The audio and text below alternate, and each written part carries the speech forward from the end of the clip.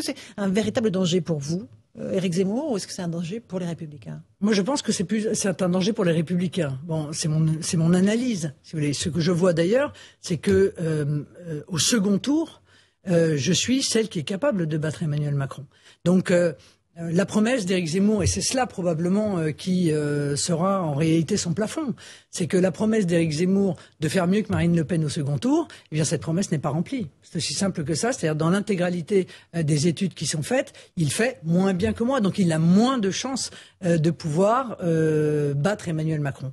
Or, dans ces conditions, la vraie question, c'est qu'est-ce qu'apporte sa candidature? Qu'est-ce qu'elle apporte de plus? Puisque sur beaucoup de domaines qui sont des domaines essentiels pour ses électeurs, eh bien, il dit quasiment mot à mot la même chose que moi.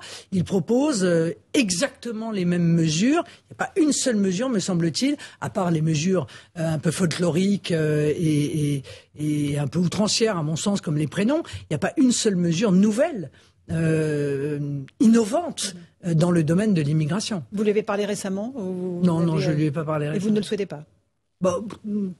Voilà, enfin, je crois qu'il est inatteignable aujourd'hui, si vous voulez. C'est-à-dire?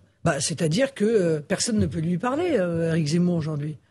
En fait, parce qu'il a le sentiment d'être le général de Gaulle réincarné, et voilà, et qu'il est autocentré, et que il a des ailes, et qu'il n'a pas l'expérience, peut-être, que moi j'ai, en tout cas, de dire attention au mirage, parce qu'une campagne électorale présidentielle, c'est un long chemin. C'est un chemin difficile, dans lequel il faut de la pugnacité. Et c'est aussi un parcours initiatique. Il faut avoir souffert. De la résilience? Il faut avoir souffert. Il faut être tombé, il faut s'être relevé. Or, Éric Zemmour n'a jamais fait cela, si vous voulez. Éric Zemmour, il n'a jamais, par exemple, appelé, il dit l'immigration est un problème majeur de notre pays. Je partage. La France est en danger. Je partage. Sauf que lui, il n'a jamais appelé à voter pour un candidat qui luttait contre l'immigration et pour la sauvegarde de la France. Jamais. La première personne pour qui il appelle à voter, c'est lui-même. Vous voyez ? Bon, pour moi, ce sont des choses qui disent quelque chose. Il m'attaque avec beaucoup de violence. Vous aussi?